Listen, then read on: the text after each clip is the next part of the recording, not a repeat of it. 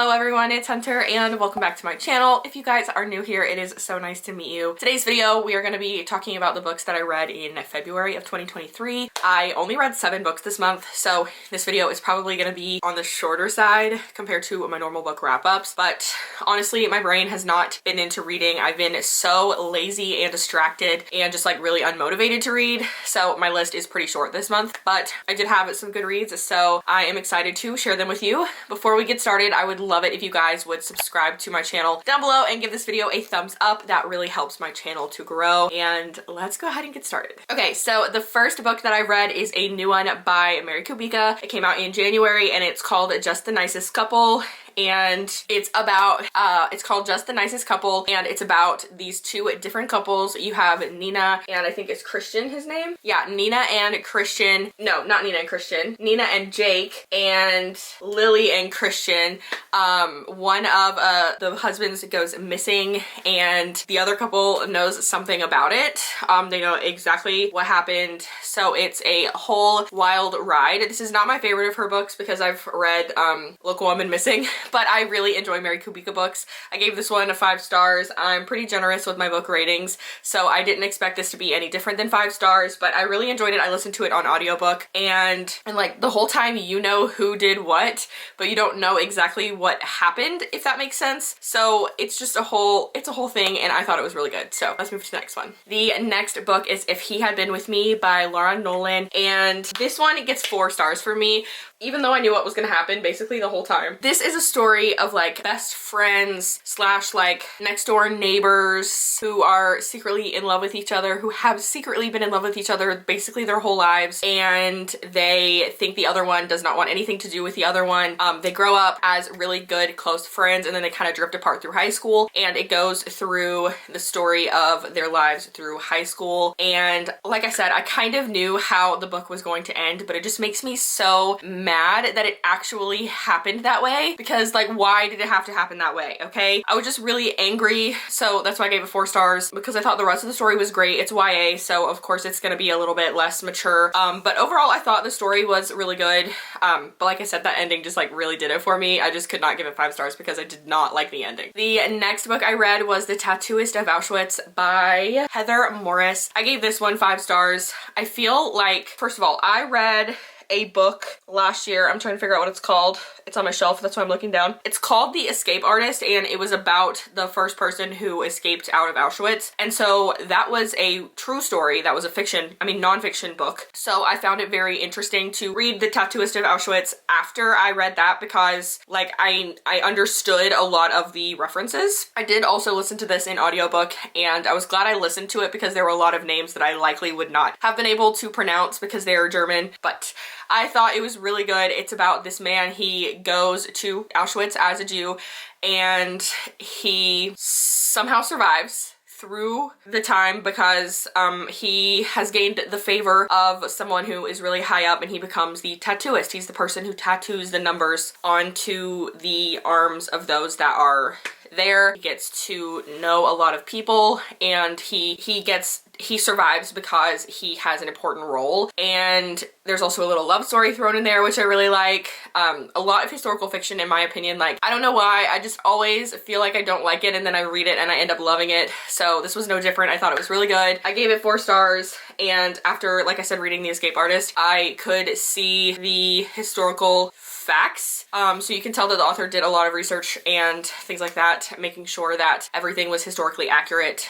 So I really enjoyed that. The next one I read is Things You Save in a Fire by Catherine Center, and I am a huge fan of Catherine Center. I can't believe I never was into her books until my husband bought me one of her books for Christmas a couple of years ago, and he only bought it because he liked the cover. So I thought that was really interesting. But it's about this girl. She is the youngest and only female to receive an award for her, she gets like this hero award, and she lives in Austin. She is in a very progressive, like women-friendly, like expensive firehouse in Austin. And then one day she gets a call from her mom, and her mom wants her to come stay with her because she is having some issues with her eyes, and she needs someone to help her do basic tasks like driving to the grocery store and making sure the house is clean and things like that. And so she moves to the Boston area, where she is working with a smaller, less progressive very old fire department, and she is trying to kind of update that fire station, but she also is new, and there's another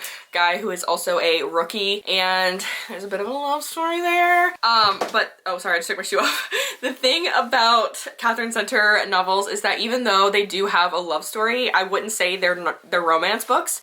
They're very much contemporary fiction with romance thrown into it, and I like that the romance is not the main focus.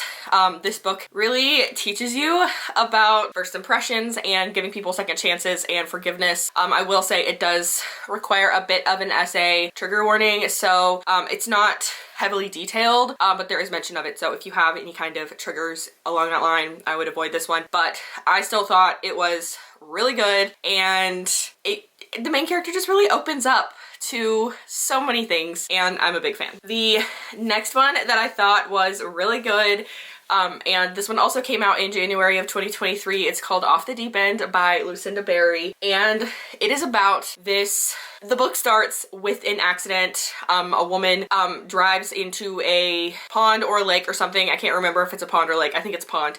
And it's freezing cold outside. Obviously it was an accident. She did not mean to do this. And in the accident, she loses her son, and she saves the other teenager who was in the car with him. And then it flashes forward to a year later, and the boy who was in the car that survived goes missing, and you kind of go back and forth between the mom who lost her son, so the woman that was in the accident. You go back and forth between her perspective while she is talking to a forensic psychologist. He's trying to like get a feel for like what happened and things like that, to see if maybe he can figure out where this kid is. And then Isaac is the kid's name. It goes back and forth between her perspective and then Isaac's mom's perspective, because there has been like a serial killer going around, and so they think he's been taken by the serial killer. The mom is convinced it's this other woman that's taken him. Honestly, Lucinda Berry is the queen of psychological thriller. I feel like not enough people appreciate her at all, but if you like psychological thriller, 5 out of 5 for me. I thought this one was great. I read and listened to it on audiobook. I went back and forth, but it's on Kindle Unlimited with Audible narration, so if you have Kindle Unlimited, I'd highly recommend it. And if you don't, I still highly recommend it. Only 2 more books. The next one is Before We Were Strangers by Renee Carlino, and I gave this one 5 stars. I saw people talking about this one on TikTok or Instagram, I can't remember, but it was on Kindle Unlimited, so I decided to download it. And it is about college best friends to lovers to strangers to lovers. So you start at the beginning of the book, and I cannot remember their names. Okay, well, it literally doesn't say their names in the description. Okay, well, the guy is on a subway platform. He's kind of depressed about life because his ex-wife is pregnant, and they work together, and it's just not a good time. And then he's on a subway platform, and he looks up and he sees this girl, Grace, that he's been in love with forever. It was like his whirlwind romance from his senior year of college. They fell out of touch at the end of college, and then things progress. It's 15 years later, and you know, they lock eyes, they see each other, and it goes back to reminiscing on what happened. So the beginning of their relationship all the way to the very end, and then them reconnecting. I thought it was really good. I thought this was great for one of those second chance romance kind of books. And I'm not gonna lie, based on the cover, I thought it was a thriller, but it literally says it's a love story also on the cover. So I don't know why I thought that it would have been a thriller, but maybe it's just the font on the cover. But I thought it was really good, and I'm really glad that I decided to download it, I think from Kindle Unlimited. But again, it was really good. I liked it. I thought it was a very well told story, and I liked that the like friends to lovers part. So I said friends to lovers to strangers to lovers. I like that the friends to lovers part is when they're like actually adults, and not, I mean, they're young adults, but they're still adults, and they're not like young teenagers, because I feel like a lot of books